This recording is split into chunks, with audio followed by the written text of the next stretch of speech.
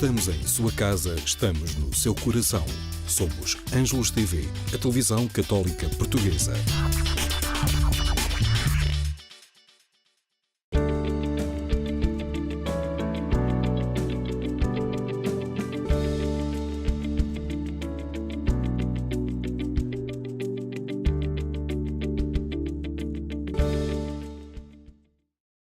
Queridos amigos, bem-vindos a mais um programa Livros com Fé aqui na nossa Ângelos TV.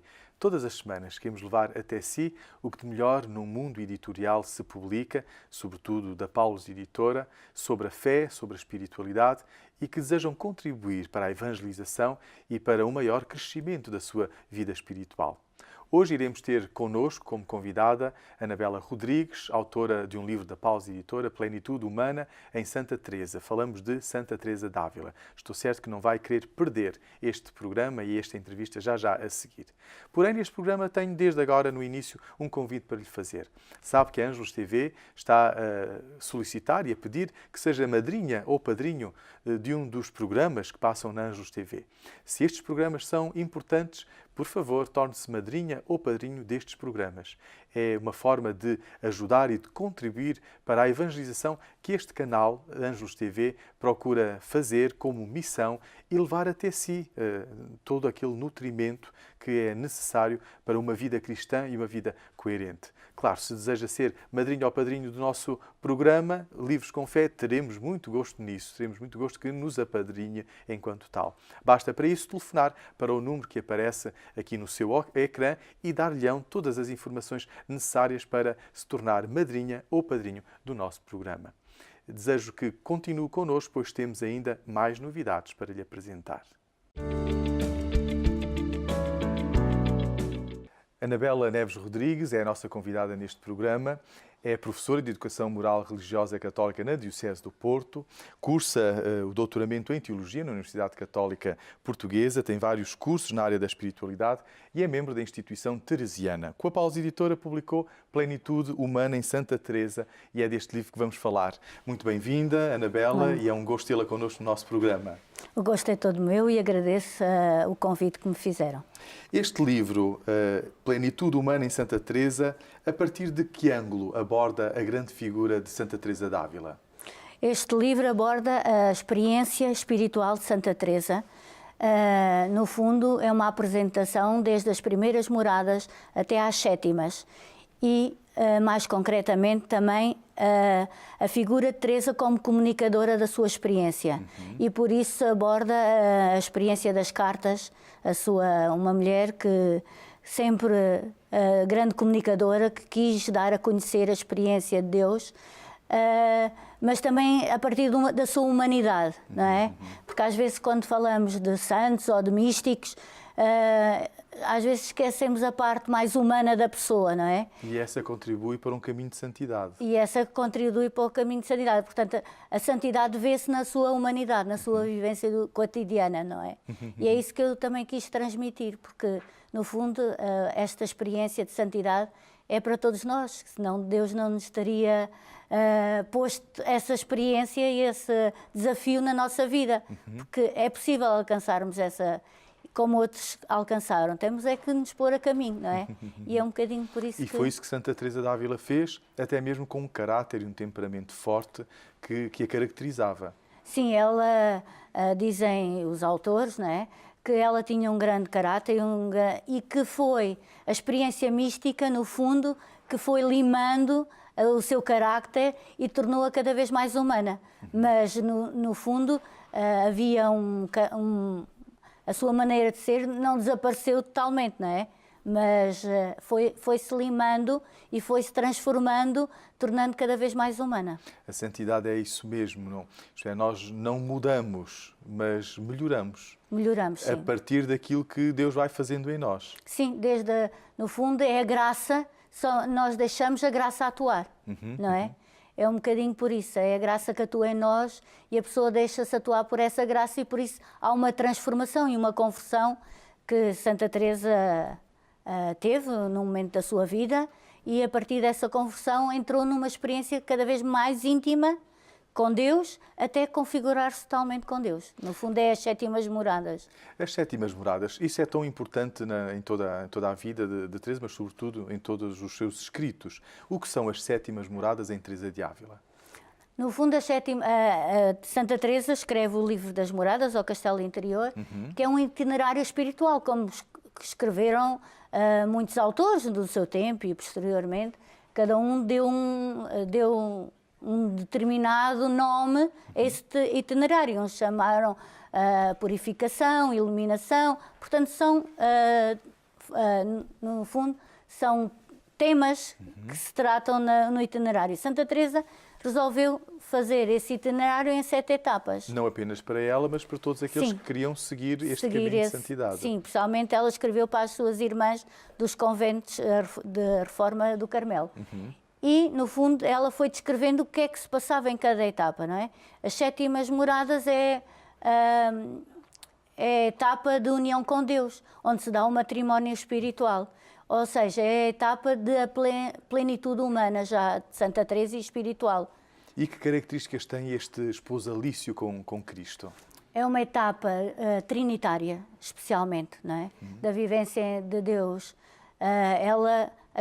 Deus trinitário está em toda a etapa, mas não é tão visível como nas sétimas moradas, onde ela fala muito dessa experiência trinitária, onde há um diálogo e uma presença interior de cada uma dessas pessoas da Santíssima Trindade. E por isso é muito... E onde é que se dá mesmo, torna-se esposa de Cristo. Desde a quinta até às sétimas são etapas de união com Deus, mas de união, de matrimónio, é as sétimas moradas. E é importante porque, no fundo, é aí onde se dá a efusão do Espírito Santo. No fundo, é isso. E a oração teve um papel preponderante na vida de Teresa de Ávila. Foi mais uma consolação para as várias tribulações que ela foi tendo ao longo da sua vida, ou foi também uma luta interior? No fundo, foi as duas coisas. Houve uma primeira etapa, sim, que era de luta interior, ela mesmo fala.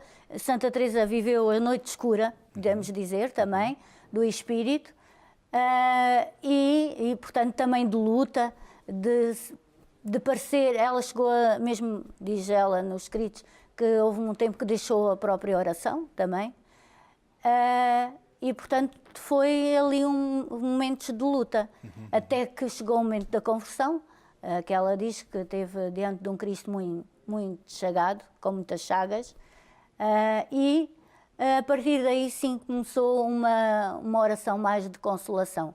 Mas passou, como todos nós, momentos de aridez, momentos de noite escura, da ausência de Deus. Isso tudo faz parte deste caminho espiritual. O que Santa Teresa talvez tenha o mérito e que às vezes nós, perante as dificuldades, escolhemos sempre o caminho mais fácil, que é deixar, não permanecer. E Santa Teresa teve o dom de permanecer e o que ela chama de determinada determinação. A pessoa nunca deixar esses momentos, mesmo sentindo a ausência, sabe que Deus não está ausente. Uma coisa é sentir que Deus não está ausente e outra coisa é realmente não estar ausente. Não, Deus está sempre presente. A noite escura, o que é?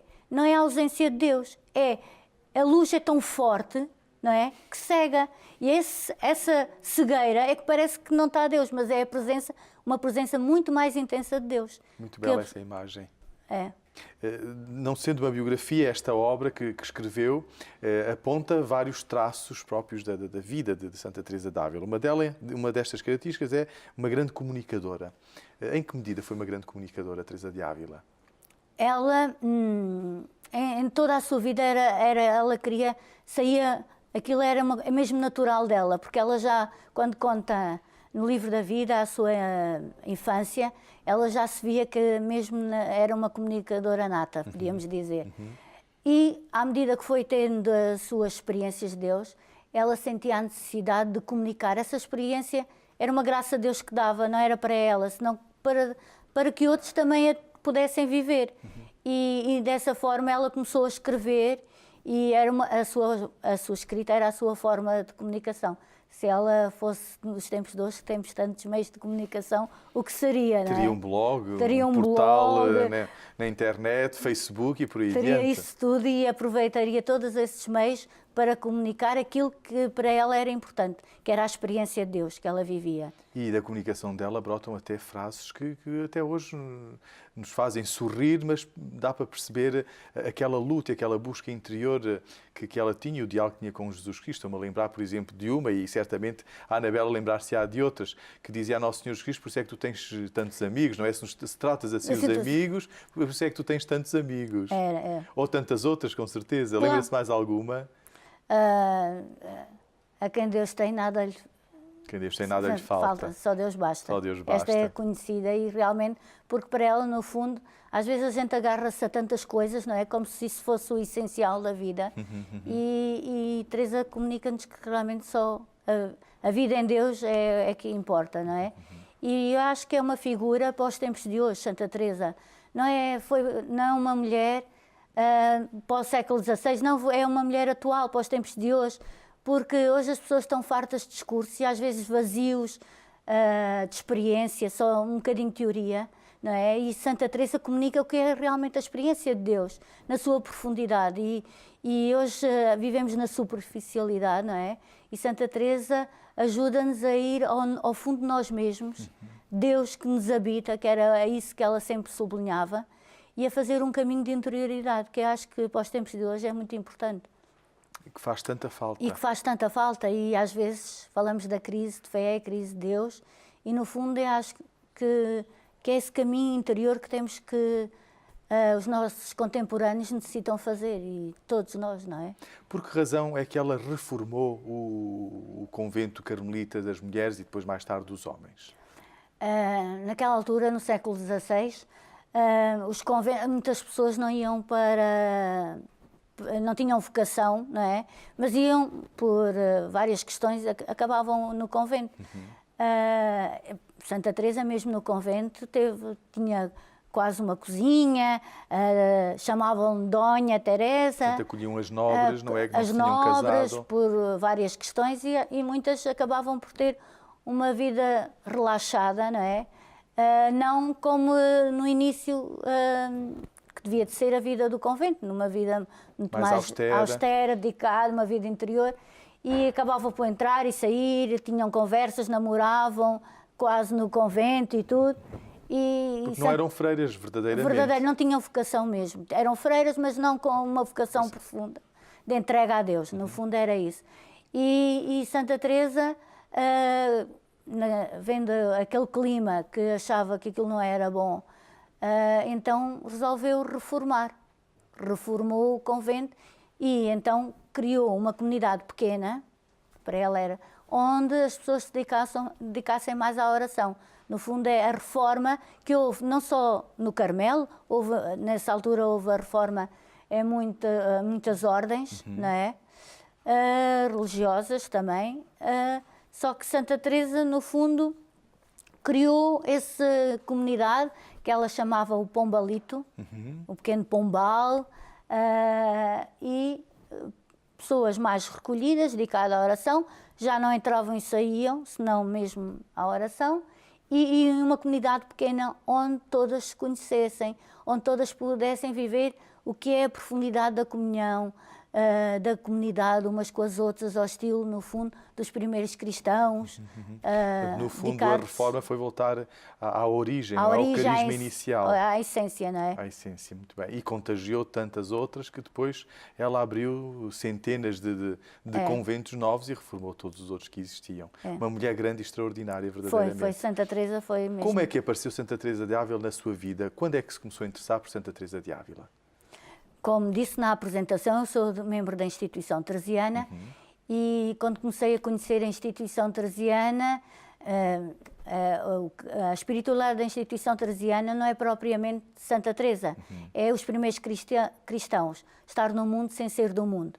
Mas São Pedro Poveda deu o nome à instituição porque procurou em Santa Teresa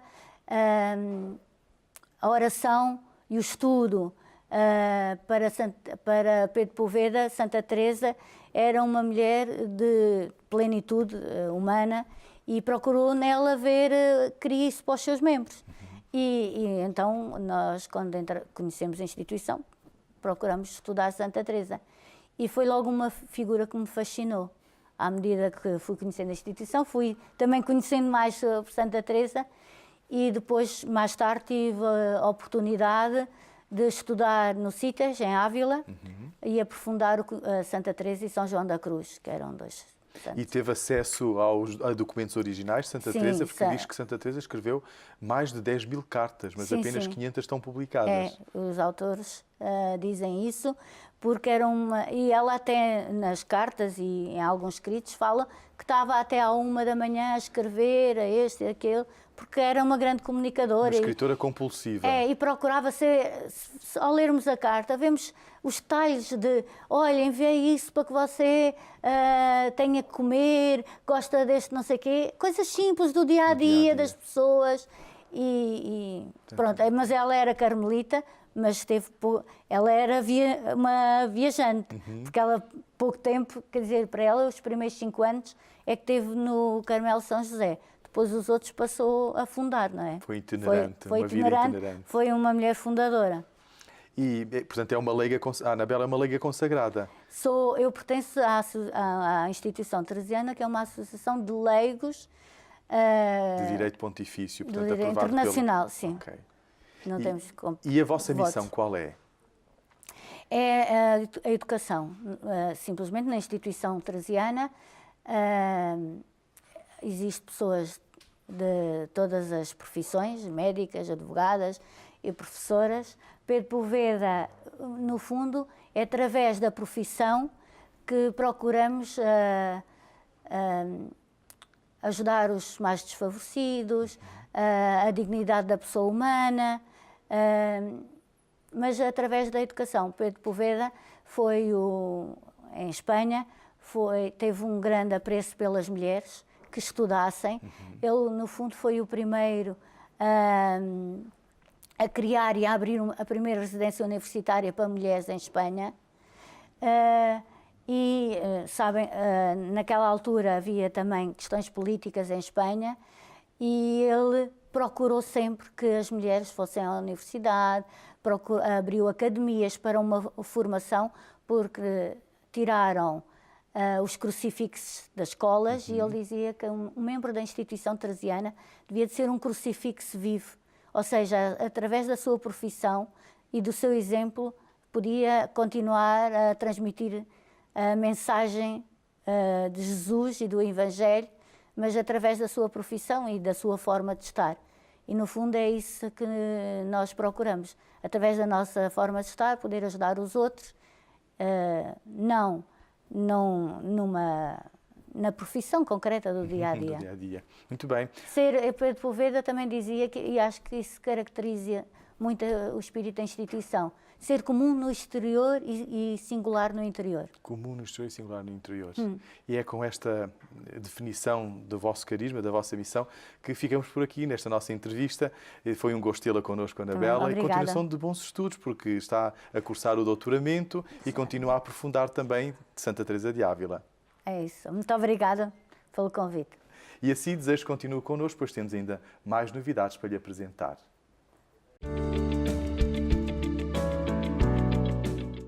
Queridos amigos, chegou o momento de vos apresentar algumas sugestões de leitura que vos podem ajudar neste caminho de interiorização dos valores cristãos. E hoje desejo apresentar-vos 3 obras que falam de 3 vidas de grandes homens e mulheres. Comecemos por o primeiro livro, Teresa de Jesus, Atualidade da Santa de Ávila, de Carlos Rosch. Carlos Rosch é um jornalista espanhol que se dedicou à biografia, uma investigação da biografia de Santa Teresa de Ávila. É escritor, é também sacerdote, licenciado em Filosofia e Teologia e tem mais de 50 livros publicados, muitos deles dedicados sobretudo a personagens de Sevilha. Este livro, Teresa de Jesus, dá-nos a conhecer quem foi Santa Teresa de Ávila. Esta mulher com um caráter forte, esta mulher que foi capaz de renovar o Carmelo e refundou, fazendo voltar às origens a vida fraterna, a vida comunitária, a espiritualidade do Carmelo em Espanha, a partir de Ávila, e que depois acabou por fundar centenas de outros mosteiros a partir desta nova regra carmelita. Uma grande santa também dedicada à escrita, pois ela tem imensas cartas escritas e é de uma sabedoria, de uma eloquência extraordinária. Basta conhecer os seus dizeres, basta conhecer não só o seu itinerário espiritual, mas também o à vontade, o tu por tu, como tratava Jesus, e com questões muito concretas, e muitas das vezes até se lamentava com Jesus pelos sofrimentos que ela tinha e as contrariedades da vida. E, portanto, temos em Teresa de Ávila um testemunho de uma mulher que dedicou verdadeiramente a sua vida a Deus. Então, se quer conhecer a história desta grande mulher, este livro é um belíssimo livro, escrito numa linguagem muito acessível e que irá ajudar a conhecer a vida e, ao mesmo tempo, todo o caminho espiritual desta grande santa. Outra grande santa da Igreja é o livro que lhe vou apresentar, Irmã Faustina, a Santa da Misericórdia, de Marcin Kornas. Marcin Kornas nasceu na Polónia, emigrou para a Alemanha, onde aí completou a sua formação na Diocese de Aachen. Depois regressou à Polónia, trabalhou na indústria da tecnologia e há 8 anos colabora com a editora do Santuário da Divina Misericórdia, de onde brotou o seu interesse também por Santa Faustina. E nesta obra, ele acaba por escrevê-la de uma forma criativa. É como se se tratasse de um blog em que ele vai dialogando com todos aqueles que visitam o seu blog, mas sempre a partir das citações do diário da Santa Faustina. Santa Faustina, esta mulher que entrou para o convento, muito humilde, muito simples, muito pobre, e que até desempenhou funções muito simples e muito humildes no convento, até que Jesus decidiu aparecer-lhe e revelar-lhe o seu coração misericordioso. E ela não deixou de ter problemas com isso, obviamente, porque muitos não acreditavam primeiro nessas visões, e ela foi escrevendo depois um diário e recebeu o convite de Jesus para divulgar a devoção a Jesus misericordioso, o Jesus da Divina Misericórdia, a ponto depois de encontrar, inclusive, o terço da misericórdia que se reza todos os dias às 3 horas da tarde. Então, se quer conhecer mais sobre a vida da irmã Faustina e desta espiritualidade que o Papa João Paulo II tanto apreciou a ponto de, na Igreja, colocar o segundo domingo da Páscoa a festa da Divina Misericórdia, e que também o Papa Francisco quis dedicar um ano da Misericórdia como centro, manifestação do centro da vida cristã. Então, tem neste livro uma bela sugestão. A terceira biografia que lhe desejo apresentar é de Paulo VI. Paulo VI, biografia. Esta obra é de Giselda Adornato, uma biógrafa, podemos dizer, oficial do Papa Paulo VI, deste grande Papa, que não foi ele que convocou o Concílio Vaticano II, mas foi ele que levou a bom termo todos os trabalhos do Concílio Vaticano II. Um grande Papa, ele já é beato e que já soubemos pela comunicação que o Papa Francisco deseja canonizá-lo este ano ainda, provavelmente em outubro, a data não está decidida, mas este ano certamente irá ser canonizado o Papa Paulo VI. Então encontrar aqui uma biografia onde pode conhecer um pouco melhor a história deste homem extraordinário, desde o seu tempo de infância e de entrada para o seminário, depois o seminário, a sua vida enquanto sacerdote em Brecha, depois a elevação ao episcopado e ao cardinalato enquanto arcebispo de Milão e, finalmente, de Milão, eleito Papa, e enquanto Papa, grandes documentos que ele publicou e grandes reformas fez também na Igreja. Esta obra, uma biografia de Paulo VI, é uma obra indispensável para conhecer aquilo que o Papa Francisco ainda este ano irá canonizar. E por aqui ficam, então, as 3 sugestões que desejei levar até si neste programa. Espero que alguma delas, ou até mesmo, porque não, todas o tenham interessado a si, ou para sugerir a quem sabe que possam fazer bem qualquer uma destas sugestões.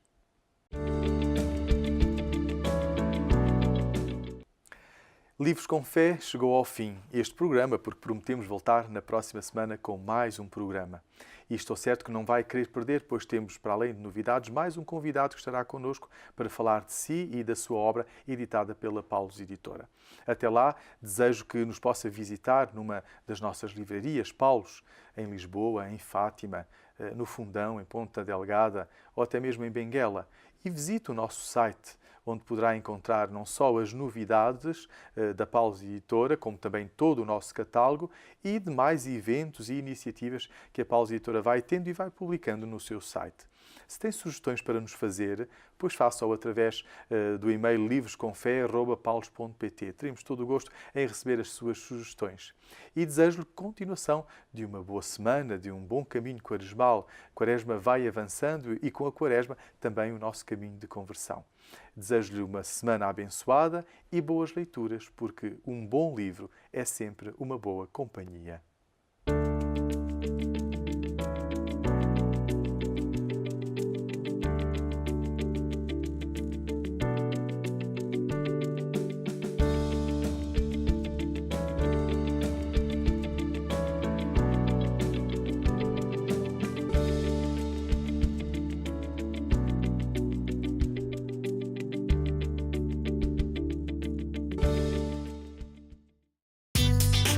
Estamos em sua casa, estamos no seu coração.